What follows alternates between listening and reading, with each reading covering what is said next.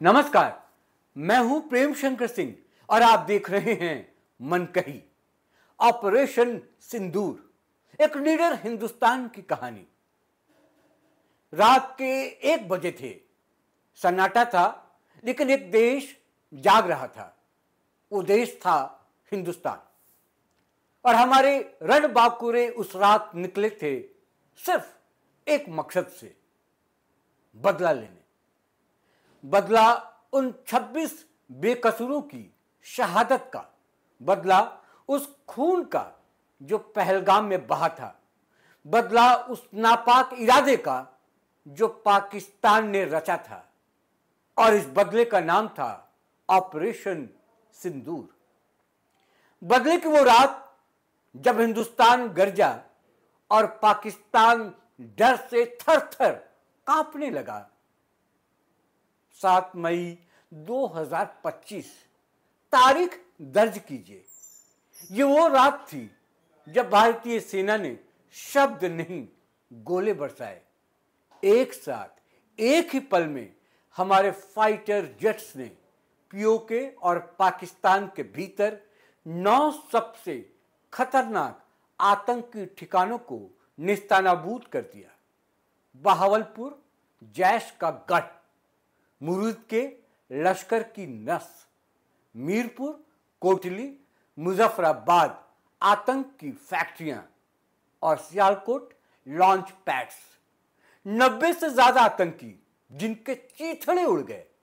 Drone हमले, pin point बमबारी और मिसाइलों की बौछार इतनी सटीक कि पाकिस्तान को सिर्फ धुआं दिखा।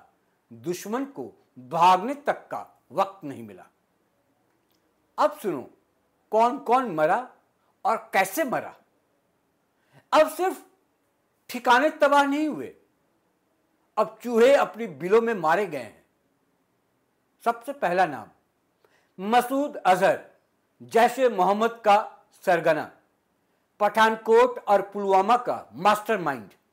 इस ऑपरेशन में उसका पूरा परिवार, उसकी बहन, बहनोई और भांजा मुजफ्फराबाद में एक मिसाइल स्ट्राइक में खत्म कर दिए गए। दूसरा नाम हाफिज सईद, 26/11 मुंबई हमला करने वाला लश्कर का गॉडफादर। उसका प्राइवेट गेस्ट हाउस सियालकोट में तबाह कर दिया गया, जहां आईएसआई अफसरों के साथ मीटिंग चल रही थी। मारे गए लोगों में उसका करीबी भतीजा भी शामिल है। तीसरा नाम नोट कीजिए, अब्दुल रहमान मक्की, हाफिज का साला और यूएन द्वारा घोषित आतंकी। मुरिदके में लश्कर के स्कूल कैंपस पर हुए अटैक में उसका कमांड सेंटर तबाह हो गया और वो खुद गंभीर रूप से घायल है। जकीउर रहमान लखवी, लश्कर का ऑपरेशनल चीफ, पाकिस्तान आर्मी का दुलारा। रॉक की रिपोर्ट के मुताबिक उसका लॉन्च पैड कोटली में ध्वस्त किया गया और 10 से ज्यादा ट्रेंड फिदाइन वहीं ढेर हो गए। पांचवा नाम सैयद सलाहुद्दीन, हिजबुल मुजाहिदीन का चीफ, पीओके में बैठकर कश्मीर जलाने वाला। उसके 2 बेटे और दामाद इस ऑपरेशन में टारगेटेड ड्रोन स्ट्राइक में मारे गए। सलाहुद्दीन अब खुद बंकर में छिपा बैठा है, रोते हुए पाक आर्मी से सुरक्षा मांग रहा है। इनका क्या क्या नाश हुआ वो भी सुन लो दुनिया वालों। इन अटैक में सिर्फ बम नहीं गिरे, सालों से पाले गए इस्लामी आतंक के बीज जड़ से उखाड़ दिए गए। इन घरों में अब कोई जिहादी पैदा नहीं होगा, क्योंकि घर ही नहीं बचे। अब पाकिस्तान को समझ आ गया है कि भारत 2025 में वो देश है जो सिर्फ जवाब नहीं देता, अब नाम लेकर, निशाना लगाकर खात्मा करता है। इन सब के बीच पाकिस्तान को लगा ऐसा झटका कि चुप्पी साध ली है, कुछ बोल नहीं पा रहा, बोला नहीं जा रहा। अब सोचिए, जब यह हमला हुआ, पाकिस्तान की आर्मी क्या कर रही थी भला? घबरा गए थे। हवाई क्षेत्र 48 घंटे के लिए बंद, सैटेलाइट लिंक काट दिए गए, झूठ फैलाया गया, कुछ नहीं हुआ। पर अंदर से आईएसआई बुरी तरह टूटी। जो आतंकी उनकी स्टेट एसेट थे वो राख बन चुके थे। अब पाकिस्तान की कमर टूट चुकी है और पाकिस्तान अब सिर्फ प्रोपेगेंडा फैला रहा है। दुनिया के देशों को अब समझ आने लगा है कि भारत सिर्फ जवाब नहीं देता, इतिहास लिखता है। और यही फर्क है पुराने भारत और आज के भारत में। पहले हम हमले के बाद सिर्फ निंदा करते थे, अब हम घुसकर मारते हैं।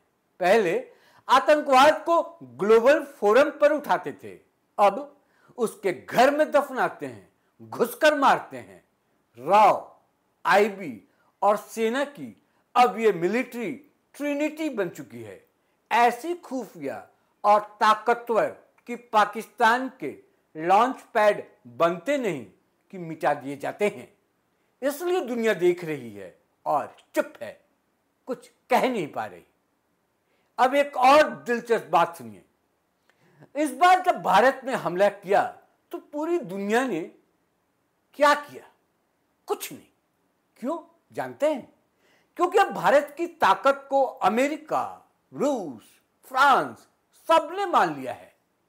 चीन तक, जो हमेशा पाकिस्तान की ढाल बनता था, इस बार चुप बैठा है।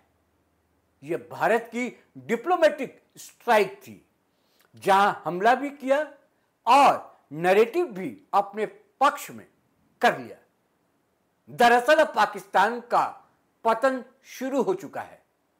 अब बात सिर्फ हमले की नहीं, पाकिस्तान के खात्मे की है। आर्थिक मोर्चे पर दिवालिया, राजनीतिक तौर पर बिखरा हुआ, आंतरिक मोर्चे पर बलूच, सिंधी, पश्तून सब अलगाव की मांग कर रहे हैं।